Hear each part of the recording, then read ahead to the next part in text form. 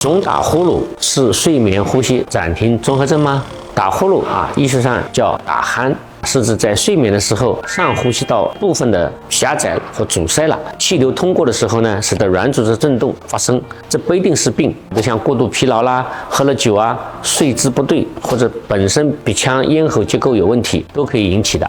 睡眠呼吸暂停综合症呢，是睡眠障碍的一种疾病分阻塞性的、中枢性的、混合性的。当然，阻塞性是最常见的。患者睡眠的时候，呼吸会反复的停止变浅，停的时间从几秒到几十秒。接着有些甚至会憋醒喘气。白天呢就会没有力气注意力不集中、嗜睡记忆力减退，不仅影响生活工作长期呢还会增加心脑血管病的风险。单纯的打呼噜没有别的症状呢，可能是个正常的生理现象或者暂时的一些因素导致的，可以观察。但是如果打呼噜严重，伴有呼吸暂停、憋醒白天有很多的这种不适，那就很有可能是呼吸暂停综合症了。这个时候务必到医院去做检查我们可以有多导睡眠检测来明确了以后呢，可以接受正确的治疗，得到改善。